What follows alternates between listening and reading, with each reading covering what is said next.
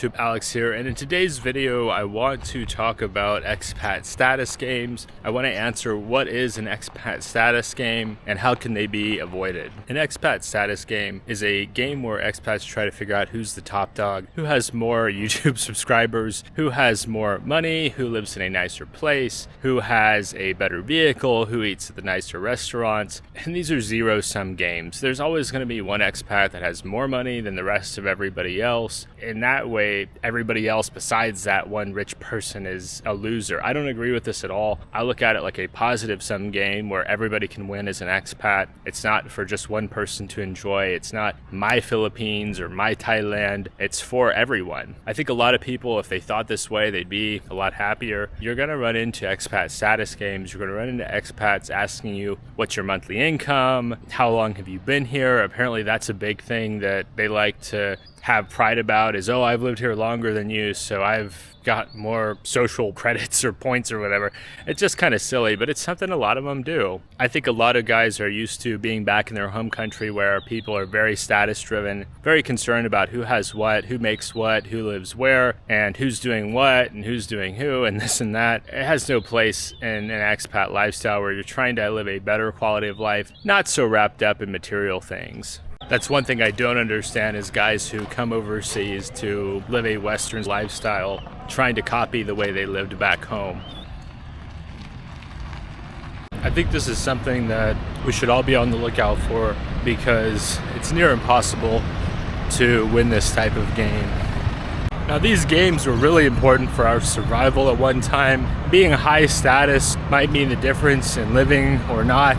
These status games tend to be most common in areas with lots of expats. Even in Chiang Mai, I see it here. I saw one guy curse out another guy at the gym over some disagreement over a piece of equipment. That's something I expect to see back in the United States. It's something that may surprise you if you see it overseas. I've also heard, of course, about the recent drama in places like Dumaguete. Generally speaking, the more expats you see around, the more likely these incidents will happen. Whenever I see issues, it's never between local people. It's always between people who are living here in Thailand as expats. Number 3, the third point, is that expat status games are a quick way to go to ruin in a foreign country. There's no limit to what you can spend anywhere in the world. Status games seem to escalate into more serious conflicts over time. These serious conflicts are things you don't want to be a part of in a developing country where you're not a citizen, you don't understand the laws, you don't know what risks you're taking on by getting into some kind of status game where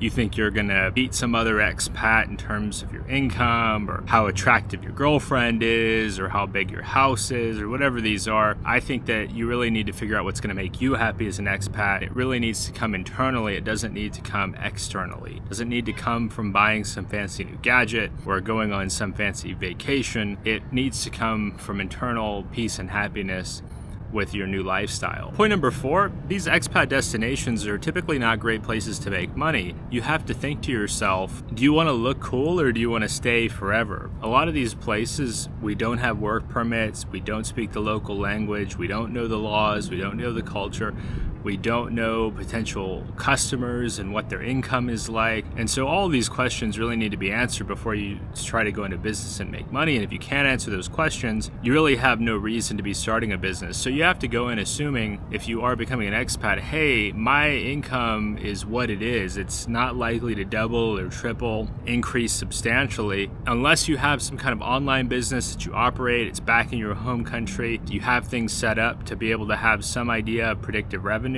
You have to just kind of accept what you have as the limitation of your spending or your consumption. Most people, if given the choice between their new life as an expat or going back home to work to buy stuff they don't need, they'd rather have the freedom to be an expat. So that's another reason number 4, why I think you should avoid these status games.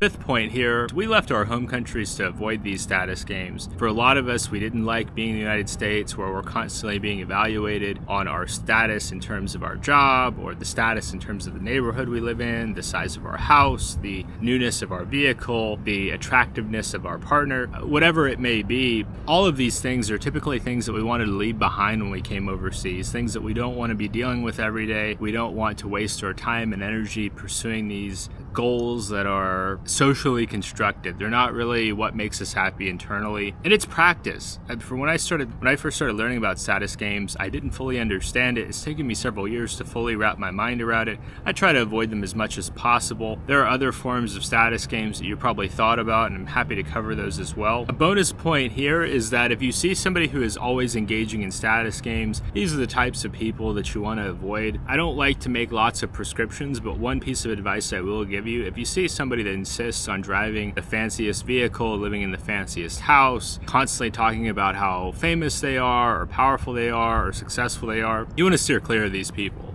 And I don't care if they're an expat or a local, you don't want to get wrapped in with trying to figure out who's better and this and that. People can really let these situations get out of hand, and you're better off focusing on your own business, your own goals, your own lifestyle, your own financial situation, and not trying to live up to somebody else's standard. So I hope this video has been helpful. These have been 5 reasons why you should avoid expat status games, and a bonus in there. Give us a thumbs up if this video has been helpful to you, and subscribe down below if you want to see more content like this. Thanks so much for watching, and we'll see you next time.